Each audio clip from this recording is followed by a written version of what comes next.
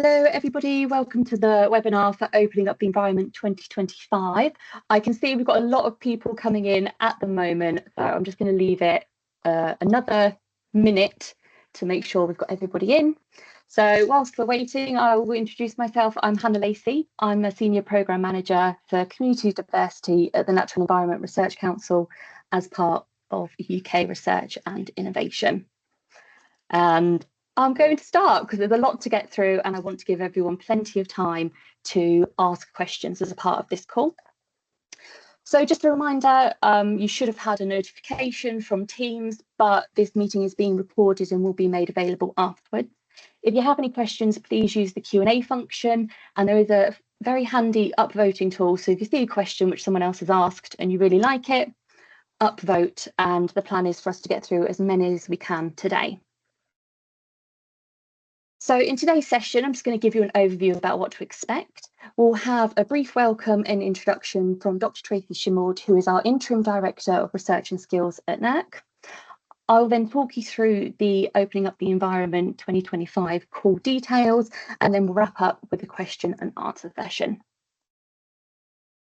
Sadly, Tracy couldn't be with us live today, so we do have a short pre-recording from her to give us an overview to the strategic context which this funding opportunity sits within.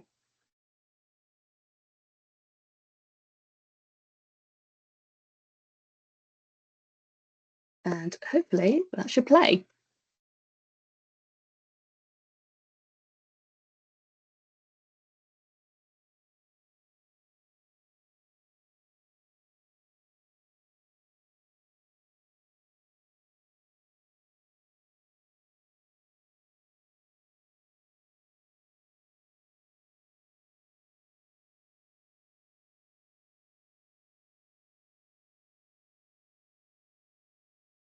I'm not getting any sound.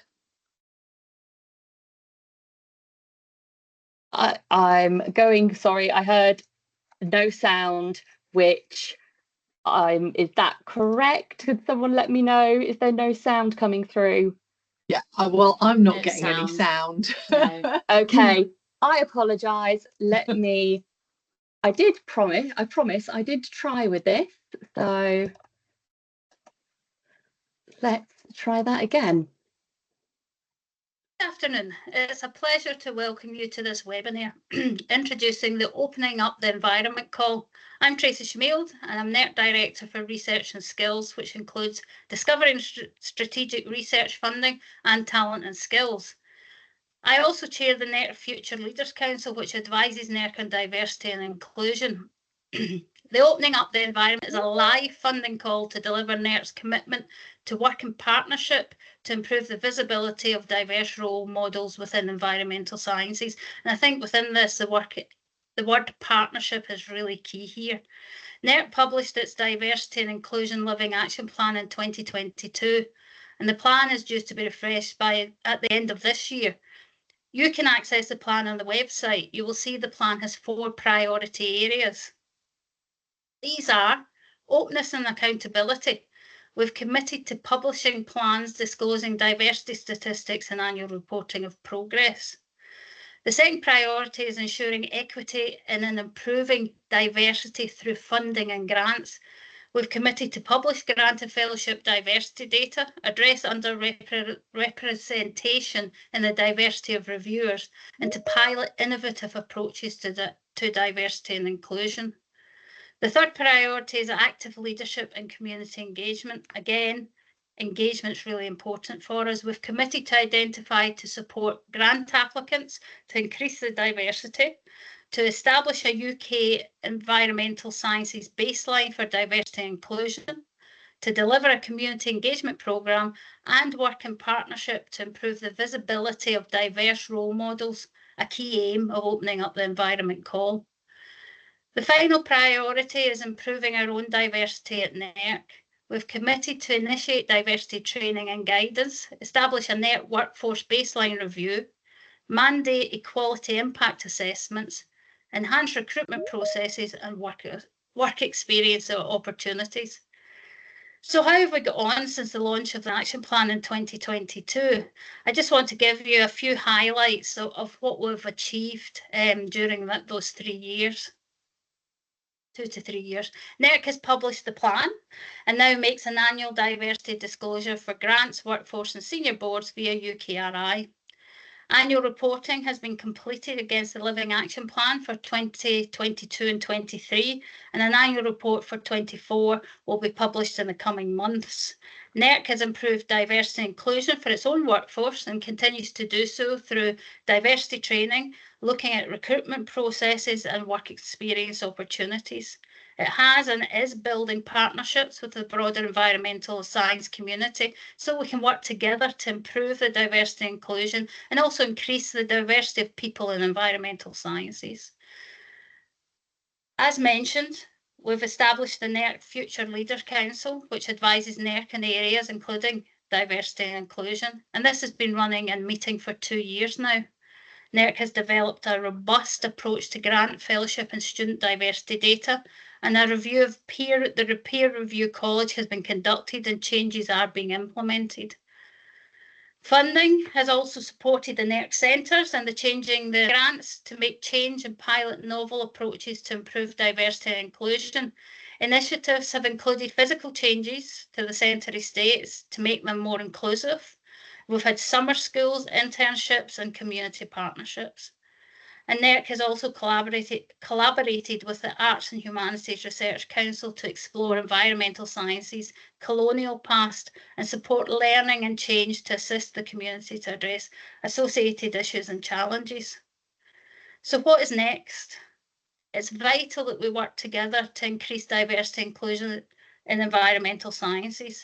We need to attract the next generation of environmental scientists who are going to provide the solutions to the global issues we face, whether it's climate change, clean energy, or growing the economy, while taking account of the health of our environment. We want it to be diverse and inclusive. We all know that when we have a diverse and inclusive group of people, exciting things happen. This is where opening up the environment comes in. It aims to increase diversity of representation, to attract a wider talent pool into NERC science. It will do this by funding partnerships that identify, include and showcase a broad range of people and skill sets that contribute towards NERC science. This webinar will provide the information you need to apply to the call, and I encourage you to listen and apply. I would just like to thank you for your time, and I hope you find the webinar useful. Afternoon environment call. Brilliant, thanks. So a thank you to Tracy, although she is not with us today. I'm Tracy Schmield and I'm NERC Director. And there we go. So I appreciate that Tracy's recording might have sparked some questions from yourselves about the wider D&I picture for NERC. We won't be addressing those in the webinar today. We are solely focusing on the funding opportunity. But if you do have any questions, please do contact us and we'll respond as appropriate. So I'm now going to talk you through the detail about the funding announcement, and this is a reminder to please use the Q&A box. I just want to highlight I won't be able to answer any questions about specific proposals today in the webinar, but if you do have a specific and personal question about your application, please do contact us via email, and that email address will be highlighted as we go through today's webinar. So before we get into the detail of the funding announcement, I want to make you aware of additional future funding that is related to this. So successful applicants to Opening Up the Environment 2025 will be eligible to apply to the next stage of funding, Opening Up the Environment 2026, which is an invite-only round. The pre-announcement for the 2026 round is now live on the UKRI funding finder, so please do take a look. This 2026 stage of funding will allow projects to deliver the required activities to achieve ambitions, the activities which you will identify through your projects funded in the 2025 round. The 2026 round will run for 2 years, and the maximum amount per application is just over £700,000, where NERC will fund at 80% of the full economic cost, which equates to around £657,000 maximum for each project. So back to the 2025 funding opportunity, I'm going to go through some key details. So the total amount of funding available is up to £1 million. The maximum award per application is £62,500. And again, NERC will be funding 80% of the full economic cost, which is about up to the value of around £50,000. NERC centres, there's a slightly different process of calculation for finances, so please apply as you normally would do. We're aiming to fund up to 20 pilot grants at this round, and the closing date is 4 p.m. on the 1st of April 2025.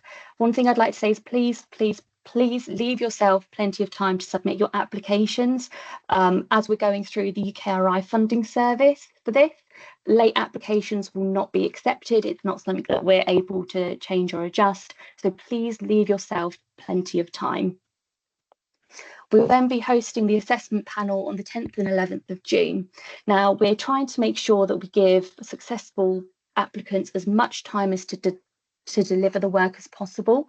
So I just want to bring to your attention, to hasten the delivery of work, we'll be issuing a statement of project commitment shortly after contacting applicants with the assessment panel outcome.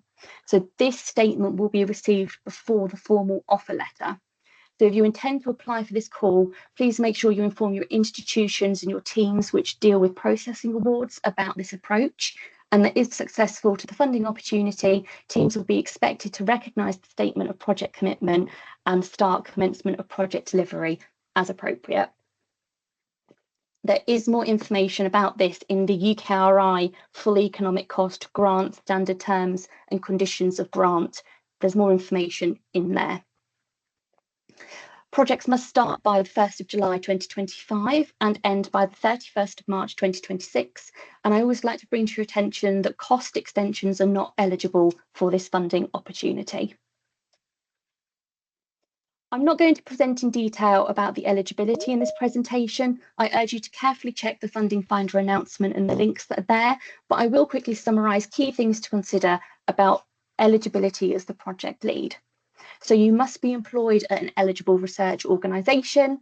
There's links on the funding finder announcement to work out if your organisation is eligible or not. And you also must be employed at a lecturer or equivalent level or above. UKRI is the first funder to sign the technician commitment, and NERC, we also recognise the value of technical expertise that lie outside of a lecturer role. So we do welcome applications from eligible staff as project leads, as long as they meet the equivalent level of a lecturer or above. So as an example, if your institution has lecturers and they're usually a level 5, other appropriate staff members at that level would also be eligible for this call. If you do have any questions, please email us. The address is on screen, the openingup@nerc.ukri.org. Please email to discuss. And always again, please look at the funding finder announcement and links in there to check. Other things to consider if you wish to apply for this funding is that you as an individual can only be involved in 2 applications, and only one of these can be as a project lead.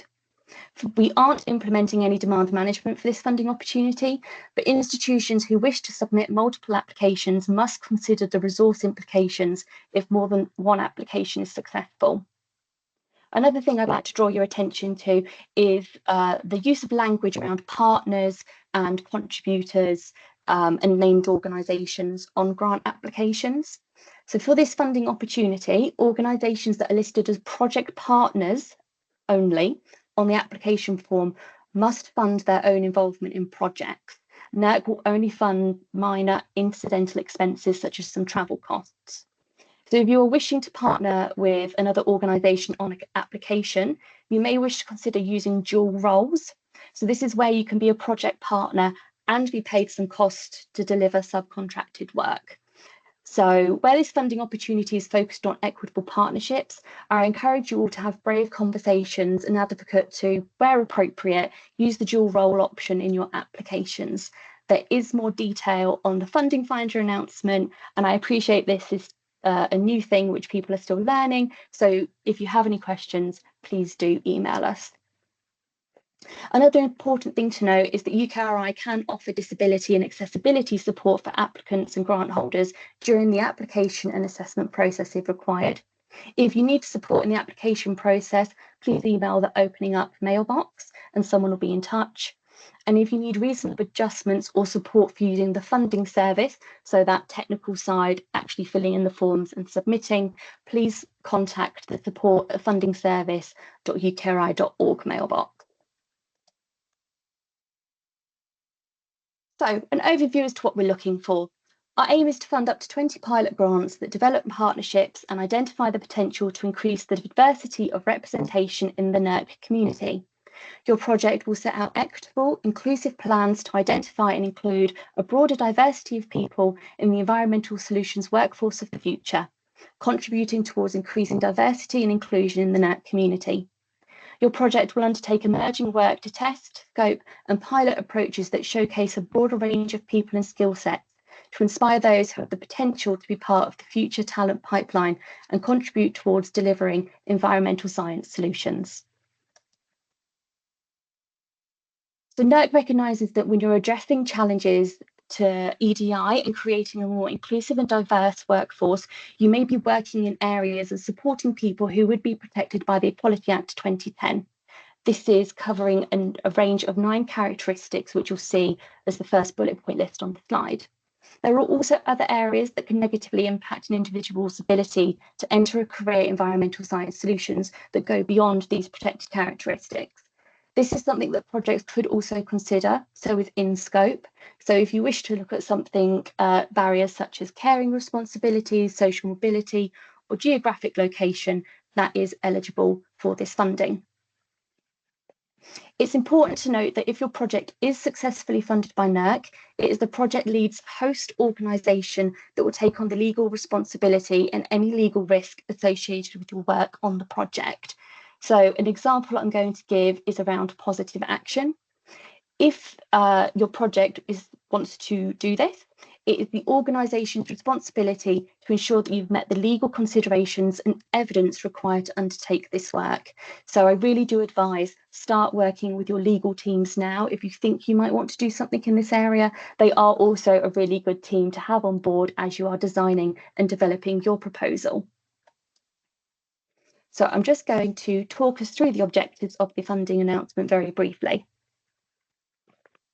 For the first objective, for exploring and assessing, you'll be undertaking exploratory and assessment activities to uncover what potential your organisation or department has to increase, support and sustain a diversity of representation of individuals and skill sets. And this should be with the ambition to attract a wider talent pool into the future research and innovation workforce that supports NERC science.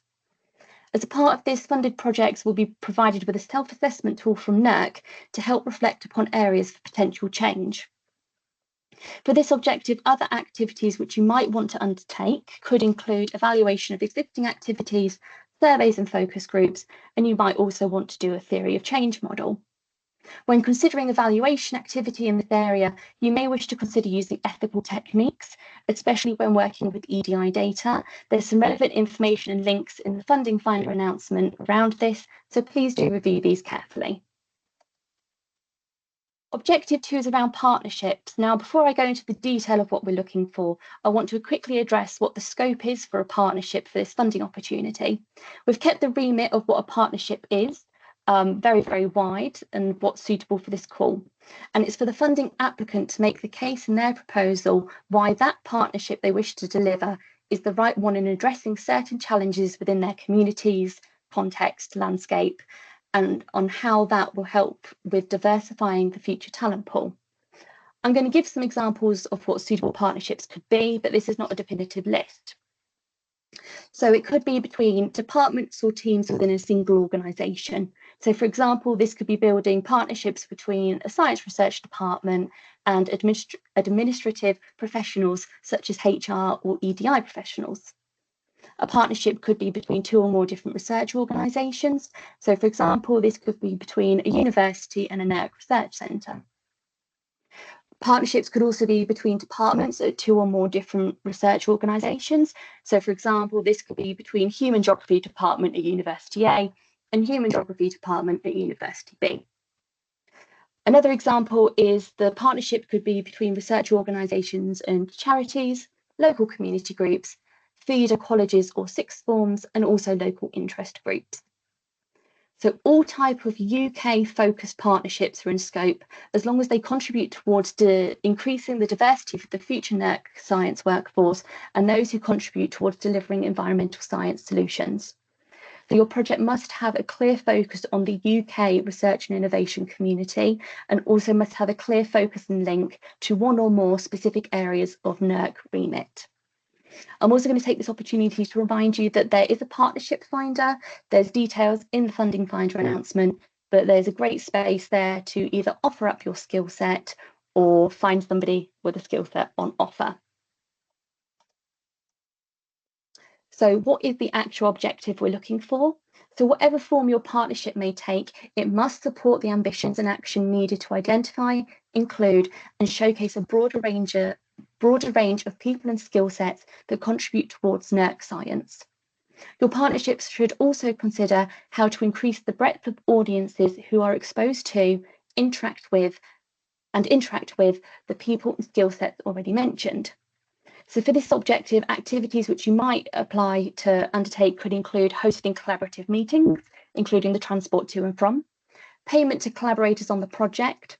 Again, please see the dual roles as mentioned earlier, evaluation of existing partnerships, co-creation and delivery of work to meet other objectives, and any activity which is required to help establish a new relationship or develop an existing one.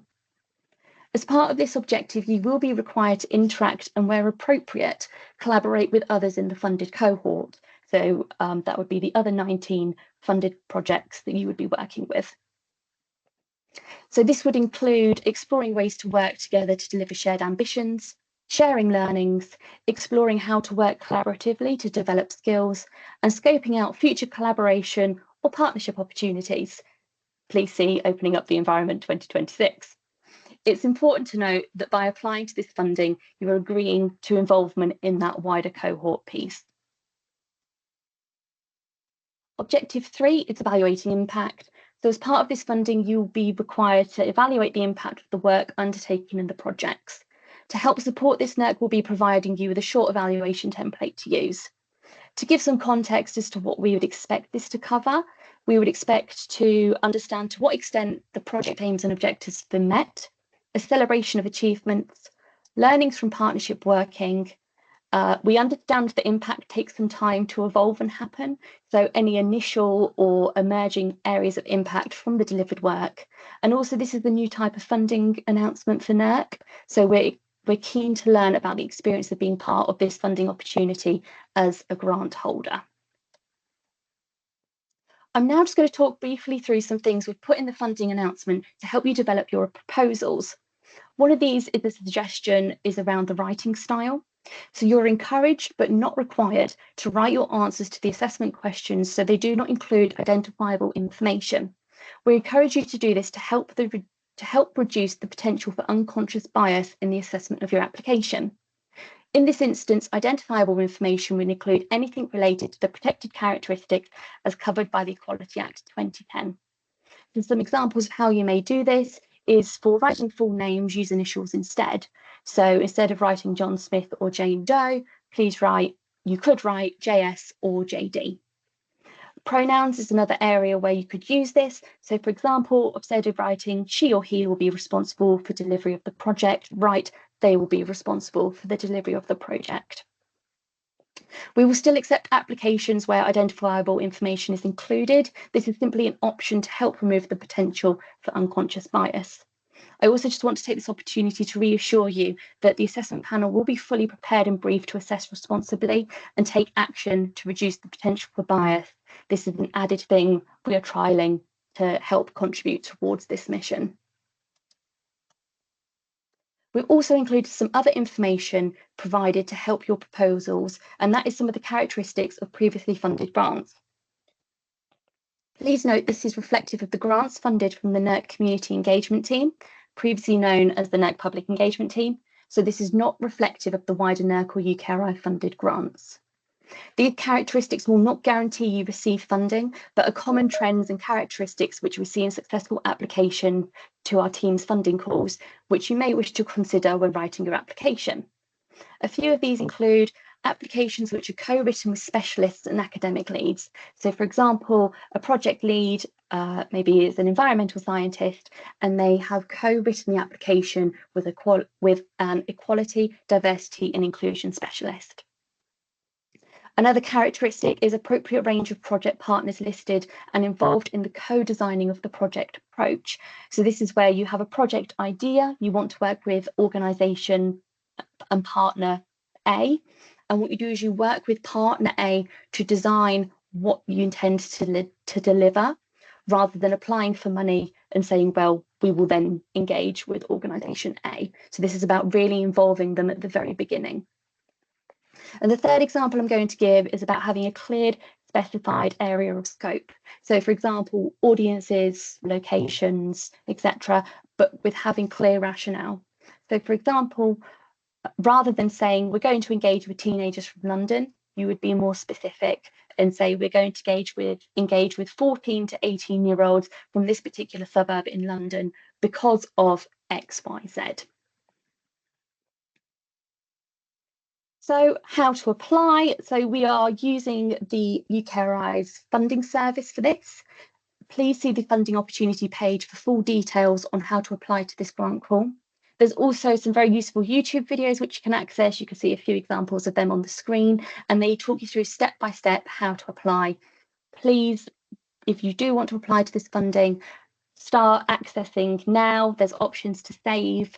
You don't have to fill it all in and submit, but please do give yourself lots of time to work through and make sure that you're comfortable with submitting on the UKRI funding service. And again, please don't leave it till 4 o'clock on the 1st of April. Get it in with plenty of time to spare. That's enough from me talking at you. Do we have any questions? Please use the Q&A.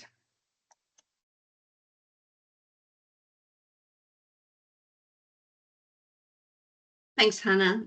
We do have quite a few questions in the chat. Are you ready? Go for it. Excellent. So the first question is the lecturer level about employment status as in permanent or grade? And this question is followed by a comment that the most diverse population in academia are casualized research staff, and it is a shame that they cannot be project leads. Yeah, we do recognise the challenge around the, as that comment very eloquently put, the challenge around people who are maybe people who would be very well placed to run these projects and the challenges that they face with their employment contracts. We do understand the disadvantages that happen there. We sorry. So we appreciate that and understand that, and is something that we are looking into to see how we can address in the future. So for this grant call, unfortunately, it is a challenge that we have. The lecturer level and how this relates to the grant call, this is about, as an organisation, our standard terms and conditions and who we can fund. As the UKRI funding service is new as well, it's predominantly set up to fund that kind of level of individual and meeting those eligibility criteria. So there's the kind of process side, but there's also the side that we want to ensure that the project does have the relevant senior relevant senior presence within the project. So there is that kind of making sure that there is somebody senior there to support the delivery of the project. There is some more information in the funding finder announcement how more individuals can be involved in the project and brought along. So please do read the details there. Thank you, Hannah. The next question is about leadership team requirements. So one attendee asks that it seems counter to what the call is aiming to do, as many groups are underrepresented. And so have two people with lived experience would be a challenge, especially if looking through an intersectional lens. And there's a comment that you may have a leadership team that is huge and unmanageable, perhaps. Yes, so I would say for your leadership teams, it's about creating the right team that is suitable for your environment. So the rationale as to why, when we set up the guidance for the leadership team, we said about having 2 people with lived experience. And I do say this appreciating the intersectional lens that people can hold more than one protected characteristic or something which might be a barrier to them accessing environmental science careers. We've said that as we want to make sure that there isn't just the one tokenistic person, for lack of a better phrase, on the team where it's all left to them, because we are also very aware that people could become overburdened because they are the one person in the department. So it was thinking about how not to overburden individuals, but also make sure that their voices are meaningfully heard. I would say if you are pulling together your leadership team and you don't feel confident in that you've got the 2 people that the funding finder announcement states, please do drop us a message. I don't want people to then not apply because of a number there. We'd much rather have a best leadership team on a fantastic project, which is made up of a slightly different mix of people. So if there is something you'd like to discuss there, drop us an email and we can talk through it. Please don't let it put anybody off. I hope that addressed the question there. That's brilliant. Thanks, Hannah. The next question is on budget. And the question is, why is the budget so low for the first round, please? So we've set the budget for this round at the level that we have is for multiple reasons. Is one, that we don't want. So the first one is that we found that from previous projects that we've run within our year, sometimes more money actually is harder to spend. I know it sounds mad, but it is a trend that we have seen when there's a short period of time to deliver and a big sum of money, it can actually be difficult to spend it.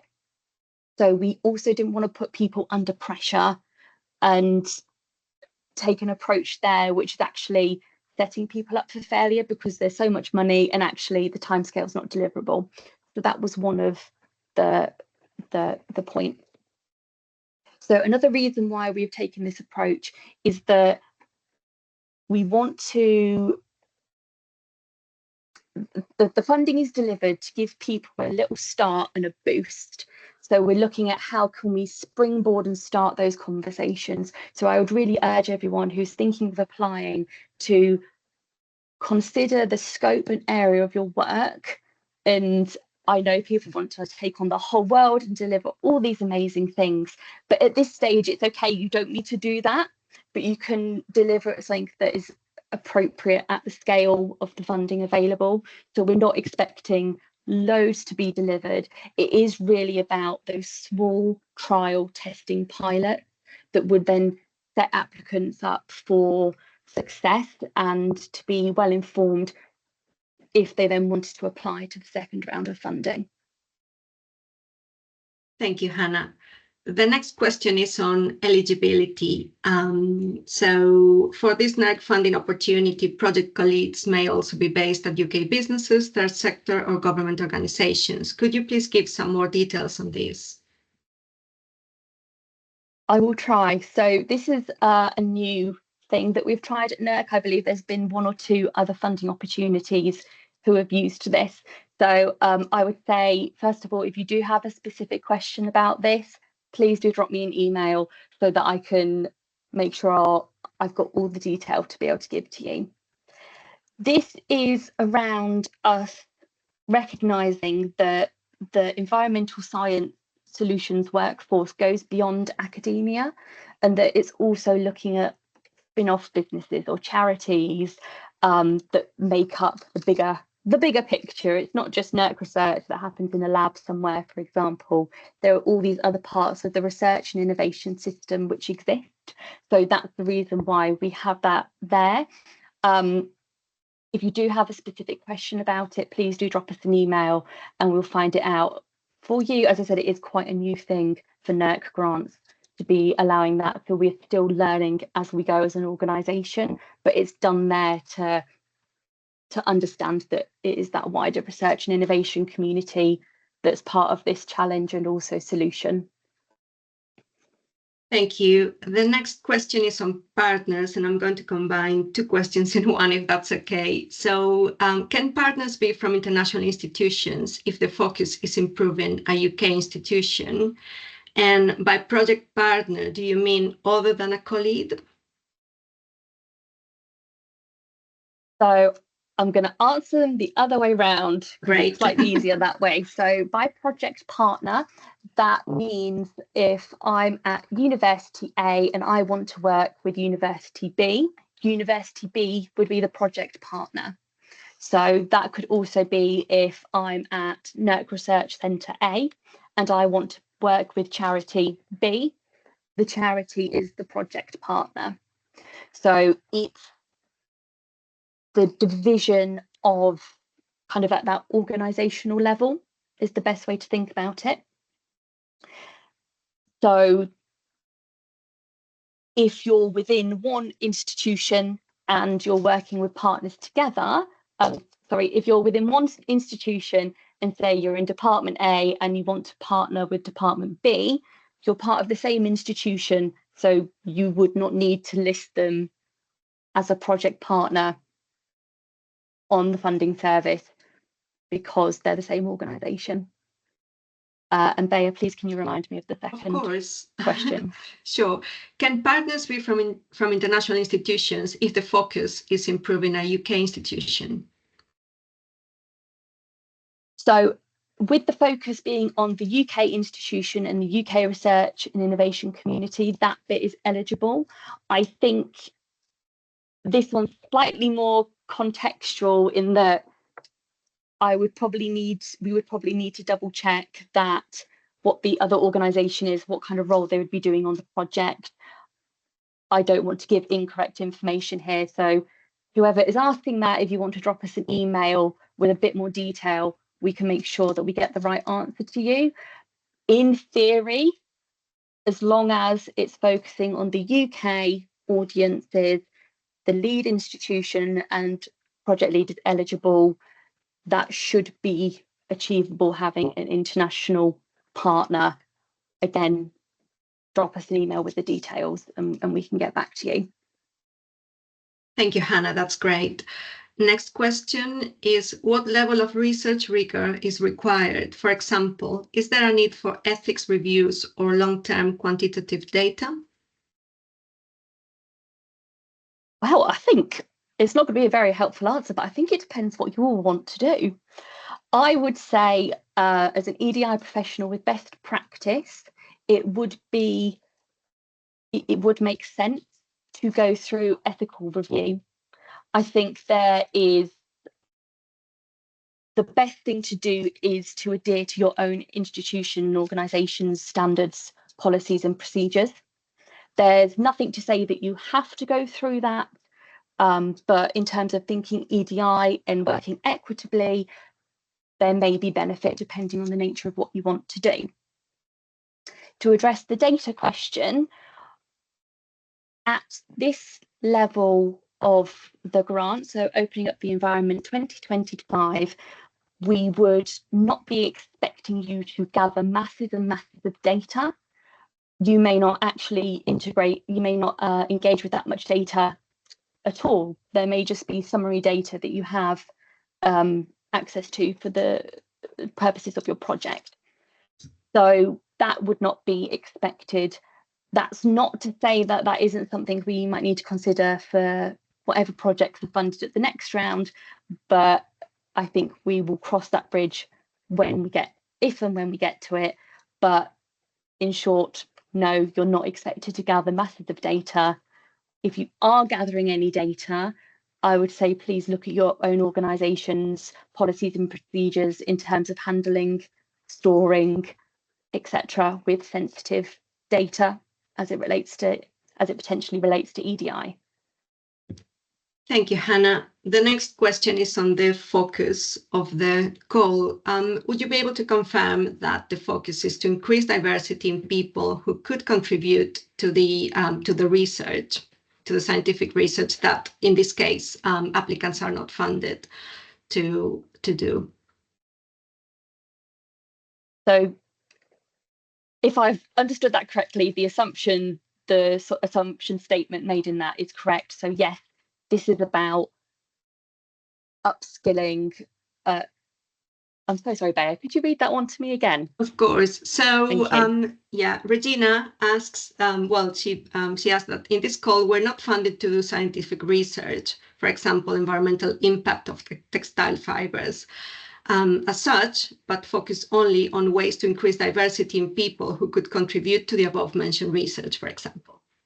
Yes, I shouldn't have shortened it, sorry. No, it's okay. I just wanted to make sure I was giving the right answer. Of course.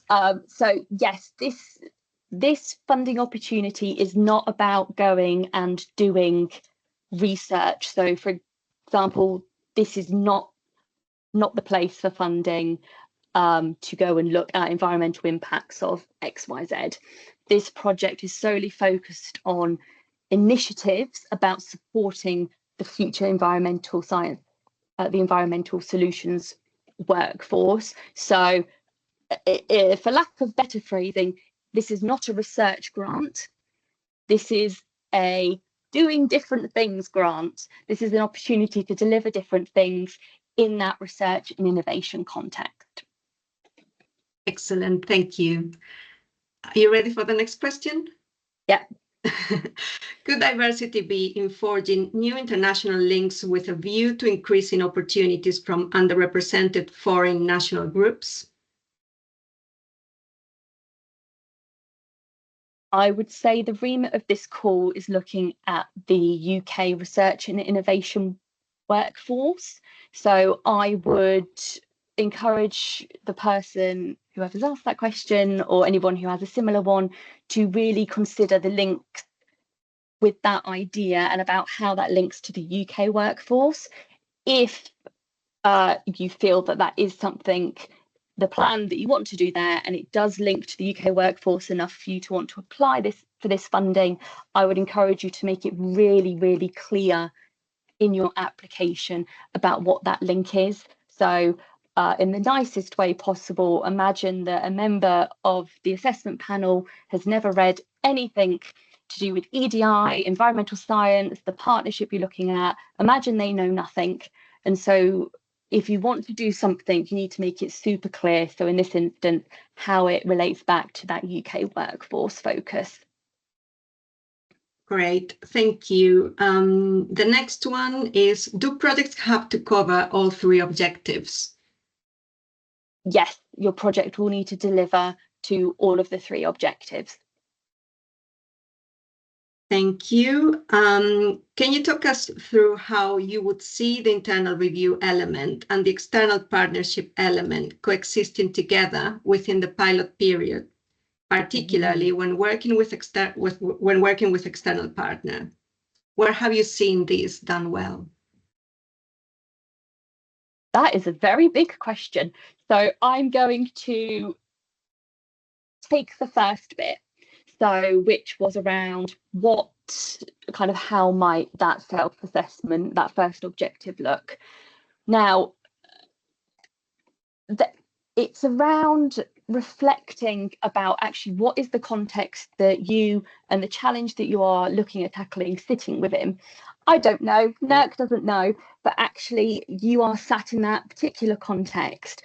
So I'm going to use an example. Maybe you're at Yorkshire University and you want to encourage people from, I've said Yorkshire's massive, just outside Yorkshire, the surrounding counties, and you want to encourage them to come to your university as you notice that there is a geographical barrier for people who live in those areas attending.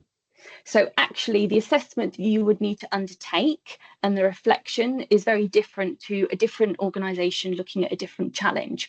So there is no set way on how that looks. It is very much up to your individual context. To help this, because we appreciate measuring things such as culture change can be very, very difficult, NERC will be providing a self-assessment tool. So admittedly, we've very much learned a lot from the National Coordinating Centre for Public Engagement, they have a very great tool called the Edge tool. So please do go have a look. It's very handy. And what that does is it allows you to reflect and say, for example, on a scale of 1 to 5, how confident are we in this area? So you may start your project and going, actually, we're at a 1 out of 5. We've got loads of room to grow. And this is what we can do to prove the situation and the challenge that we're facing. And when it comes to the end of the project, you might go, actually, you know what, we've done these things and we're at a level 3. So it's about measuring where you can go to. And then when you get to the end, you can kind of look back and see how far you've grown as an organisation.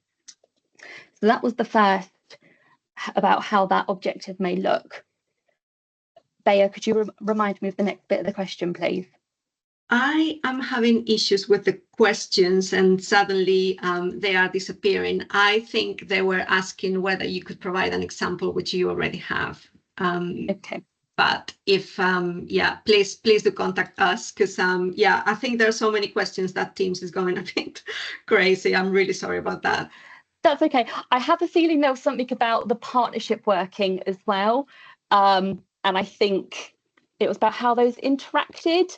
I'm going to answer that anyway, because that was my understanding of what I can recall of the question. So the partnership, as I've mentioned already, can be all kind of type of partnership.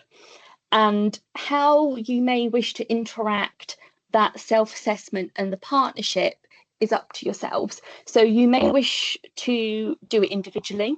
So I'm going to use an example of a university and a NERC research centre partnering. It may be that you do a little bit of self-assessment individually, and then you may choose to come together and go, we want to work together to achieve this ambition.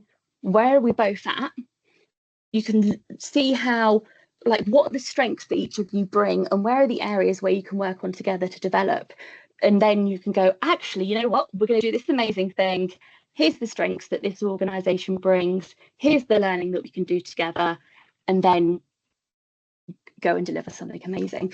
So that's how those two areas could interact.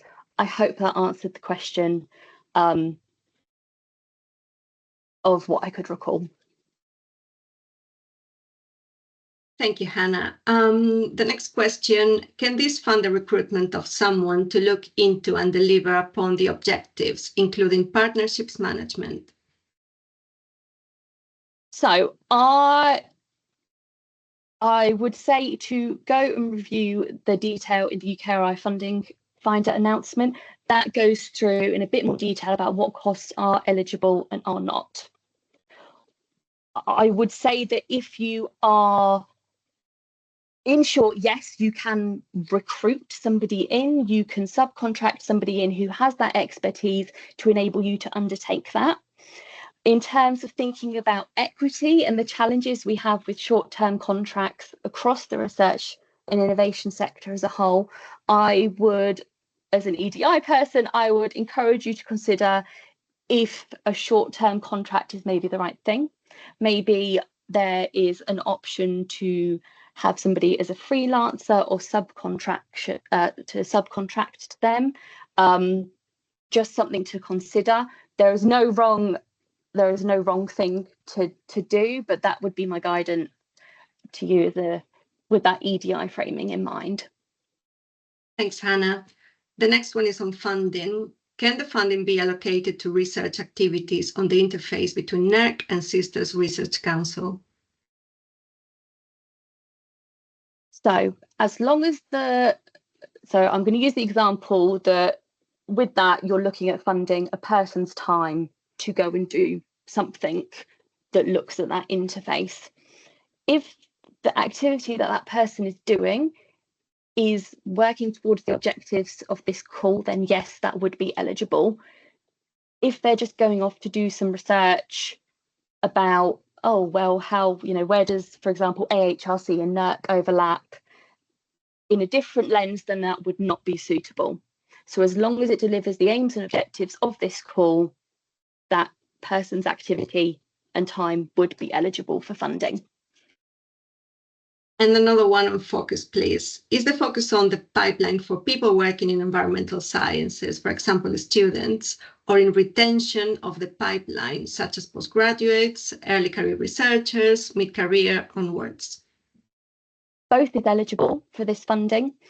I would say whichever you choose to focus on, as long as you have that rationale as to why your project is focusing on that, that is fine. So yeah, you can look at that you can look at the long-term pipeline, as in going from schools to early career researchers coming in, or you can look at, for example, getting people to stay within their roles, for example, such as returning from parental leave. How do we make sure those people come back into the careers and are supported to do so?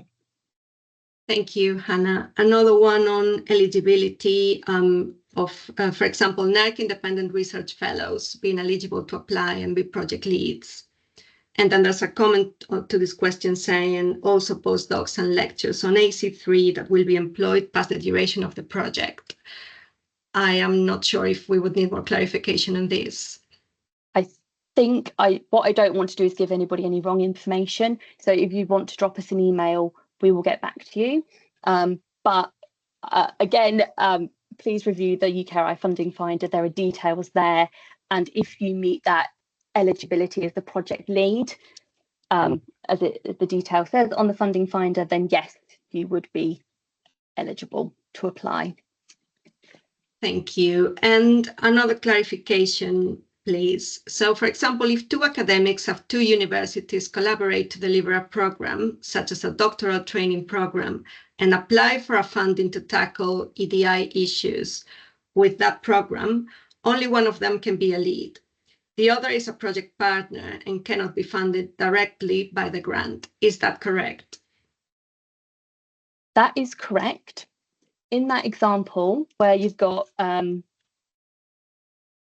apologies, I've forgotten the language. If you've got researcher A and researcher B, if researcher A is the project lead, researcher B would be a project partner. Researcher B could hold a dual role. So they would be a project partner, but also that they could be subcontracted to deliver work.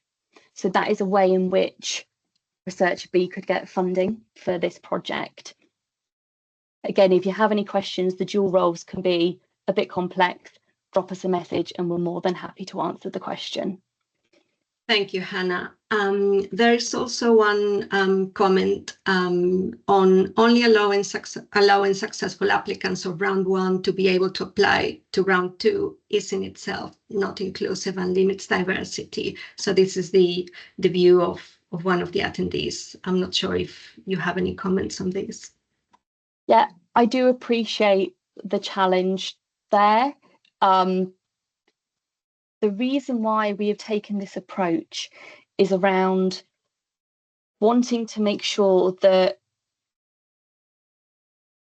from a NERC and a funder perspective, we want to make sure that we are able to give the funded project the best support from ourselves and also the right environment to thrive.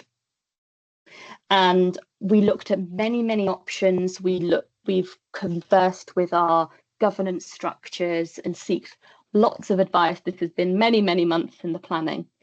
And it was felt that by doing a stage 1 and being able to fund more people to go and do work to test and scope, and if you then choose to use your time to develop an application to 2026 round, that's up to you. But it's about giving that support there to then be able to offer that larger amount of money and really supporting those ideas through to fruition. So I do very much appreciate that it is a barrier, but we've done it with the idea to really help create the right supportive environment to flourish and really create impactful activities. Thank you, Hannah.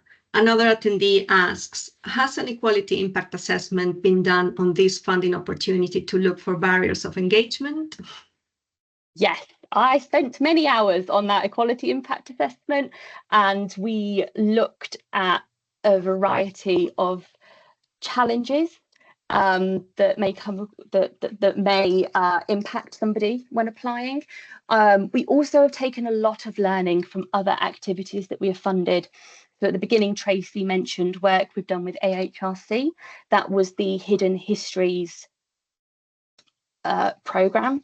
So we took a lot of learnings from there to apply to this funding announcement, so that we were learning from what we've done previously and building upon that. It's a very intense document and has been seen and reviewed by external parties to provide us the guidance and the way forward and what we've done here. That's brilliant. Is there a possibility to access the learnings and insights from the work on colonial past? Another that is asks. A very good question. I will have to go away and double check if the evaluation documents are suitable to be shared externally, and if we are doing anything around that. So we will get back to you on that one. Great. Another question on eligibility. Just to be clear, can researchers on a fixed term contract lead? I would like to review the NERC terms and conditions before I give a definitive answer. I don't know them all off the top of my head. I'm just going to be very open. If you'd like to drop us an email, we can then check through and get back to you. We are going to try and publish and share the answers to the questions that we are asking today. I don't know exactly the mechanism that we're going to use to do that, but we will do that. And then please do drop us an email and we can help you with the eligibility question. I just don't want to give wrong information here. Thank you, Hannah. That's very sensible. So the next question is about feedback on the application. And is there an opportunity to receive feedback on your application before submitting? So, no, in short. So as a funder, we have to make sure that we don't give anybody an unfair advantage. So the stance that we take in this instance is that we don't give any detailed feedback to individuals about their projects, apart from a question like, am I eligible? Can this cost be used for that, etc. So the quite factual things rather than opinion pieces. I would encourage you, if you can, reach out to critical friends. Maybe there is somebody there who can cast a critical eye over your application. If you do have an EDI expert within your organisation, I am sure they would love to read your proposal and help you and provide you with guidance. In terms of feedback, I will highlight that we will be collating a level of feedback from the panel. So if applicants apply and are unsuccessful, we will be able to give a level of feedback there to help applicants consider maybe what they do in the future and how they might choose to go forward. Thank you. I think we have time for a last question. Is there a limit to the number of applications that a project partner or subcontracted EDI specialist, for example, can be involved in? So the only terms and conditions limit we have is about, as an individual, being named on no more than 2 proposals and 1 as project lead. I would, if there's a partner organisation, so for maybe example a charity or an EDI freelance professional, I would need to double check the T's and C's, but I'm going to play it safe and say maybe limit to the 2 as well. And I always say, just because there is no demand management for this, plan your time accordingly as if all the projects your name on could get funded, because if they are successful, you will be expected to deliver what you've been named on a proposal for. Thank you. Thanks, Bea. We've just gone past 3 o'clock, and I'd just like to thank everybody for attending today. Thank you for the questions. And this recording will be available online afterwards. And please do email us if you have any other questions. I appreciate I've had to give some vague answers today. So thank you very much again for attending, and also your interest in the call. And I hope to be reading proposals from you all soon. Thank you.